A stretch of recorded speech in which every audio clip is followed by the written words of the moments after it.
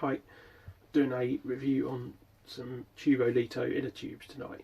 Doing it because I've got a few minutes, and the last ones came out tonight on my bike. I'm now back on just normal butyl inner tubes at the minute,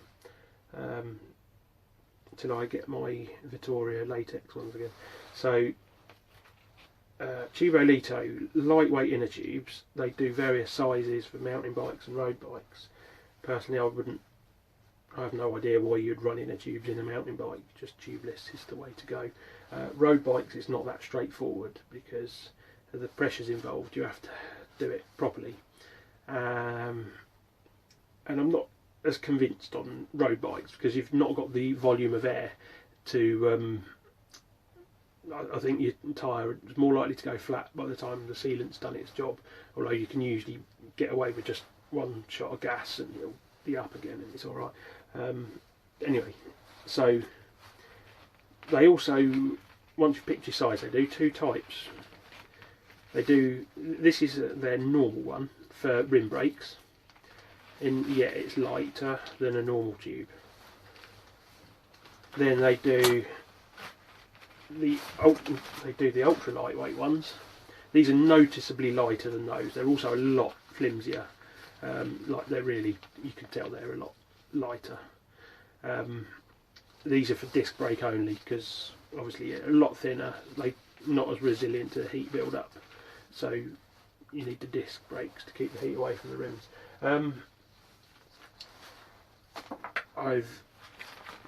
They go on about how good they are. Yeah, they are light. They may save a bit of resistance. It also says they're quite resistant to punctures. I think I'm not sure if I've just been incredibly unlucky, but I've got, I mean, these retail at 30 quid each, so that's 90 quid of inner tubes there. I have not got more than 15 miles out of them. That's how long they've lasted. So this one, the thick one, I had it on my bike with rim brakes, and I fitted it to the front because what I was on only had a front brake, and I was doing a hill climb, and I unloaded from the car, rode around the car park, had a bit of a warm up, usual couple of miles, and then I went down, started to ride down to the start, down for my start time. Now I got about 3 miles in. No, not even that. I was about, I think, half a mile down the hill, and then this inner tube just went pop. And it's on the, like, I don't know if you can see, but there's a join. There's an ultra thick bit here, and it's where the two ends are joined together. So you got the ultra thick bit, it's fine, but it let go there, right on the edge of the join. And I know it's sort of, normally if you look at the inside of a tube and it's got a fault, you can pretty much guarantee, you look at the rim tape's got a problem, there's a fault with that. These are my own wheels, I've built myself, the rim tapes are perfect, never a problem before, not a problem since. Just bad luck, heat build up, because it was quite a long draggy hill and I was having to go slow because of spectators and people in the road and just generally being careful. So yeah, I was on the brake. Yeah, rim got hot, but this is the inner tube that you can use with rim brakes, so that's not good. The ultra lightweight ones, again, so these tend to, well, these two just went after, one after about a mile. It had the tiniest little stone in the tyre. One it wouldn't normally affect an inner tube, certainly I've seen a lot worse, and it's not been a problem. And that just went. That was it. So yeah, that did about a mile. And then this one, the other one, lasted a couple of weeks. I just took that out tonight. Very weird. I was just about to go out with the road club, and I was sort of just getting ready. I sat having a cup of tea. That's my getting ready. I sat having a cup of tea, and in the living room, and there's this coming from the hall. I was like, go and investigate. It's flat.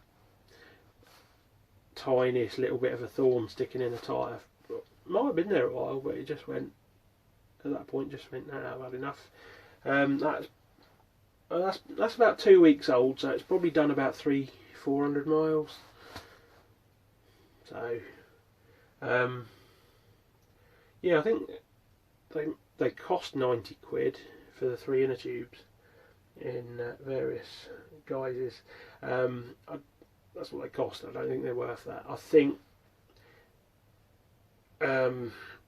if I saw another set for sale for 5 quid, I'll just put butyl in, or my preference is for latex inner tubes for something I'm going to race, but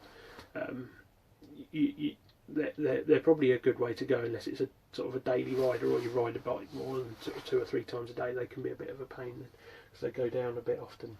But yeah, butyl or latex if you really want something a bit better than butyl, but don't bother with Tubolito is what my impression is anyway. I don't think they're very good. I'm sure there's a lot of people that have had good results. Not really looked on Google or anything because I just can't be bothered. Yeah, I don't like them. I'm a bit annoyed with them. What can you do? So, and you may notice that this is a different location for filming again. This is my little shed at the end of the garden. This is where I do like small technical jobs, so I can sit at my desk, do sort of hands-on technical stuff. Also, like, it's somewhere nice and quiet to sort of build wheels and just do stuff like that. It's a bit warmer and cosier than the garage, so a bit comfier. Still get Wi-Fi here, so I can do everything I need here. It's alright. I'm going to do some more videos from here as well. I'm going to do some more product reviews, maybe tips, advice, hacks for sort of maybe getting you and your bike through winter. Going to do some riding videos as well, and yeah, if there's anything you want me to review or want advice on, then put it in the comments.